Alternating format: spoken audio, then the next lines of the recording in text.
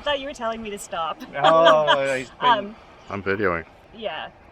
I mean, there's a lot of things that that would be helpful if we could. We look at issues like the decline in pollinators, and so okay, there's money going towards adding more hives. Great, but what about all the native pollinators? Could we put money towards me planting a whole range of forage foods for pollinators on my farm?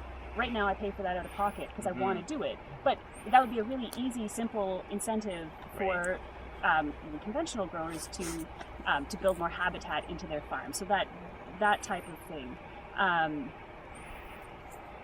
It would be helpful to have certification fees be carried differently than they are, rather than the farmer themselves carrying the onus of paying those certification fees. That's a disincentive for bothering to certify.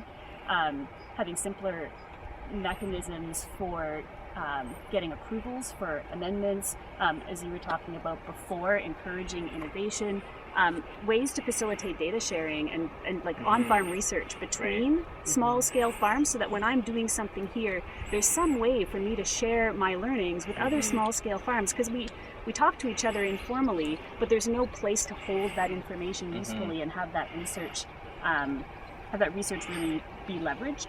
And further to that, I mean, we see our various organizations give it a go as we find projects and funding to do so, and Ecological Farmers of Ontario carrying that torch for 30 plus years now. Kitchen table meetings, Farm Start jumping in and doing that work, the various COG chapters, and of course Organic Council.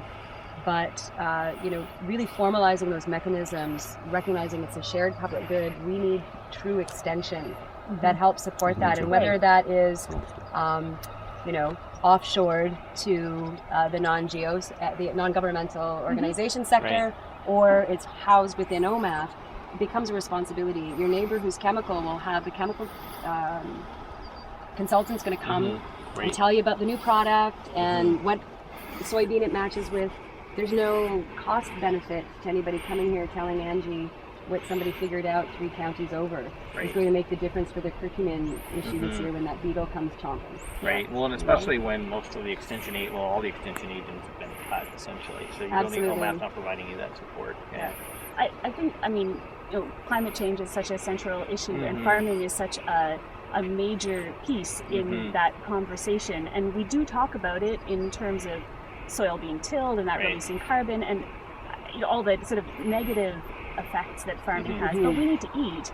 And farming also, I think, has a larger capacity than almost anything else to sequester carbon. And so, putting research money, putting energy, putting educational effort into changing the way that we farm so that we're actually sequestering carbon seems like one of the absolute most natural things. I have a beautiful statistic for that, because I've been putting together a project and hoping that we can do a sustainable Waterloo region, and it's based on data from Organic Meadow.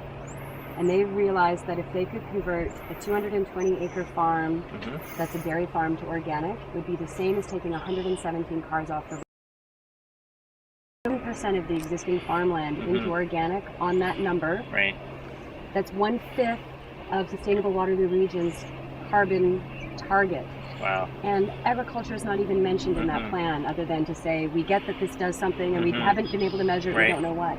But even that little bit of preliminary data backs what Angie's saying.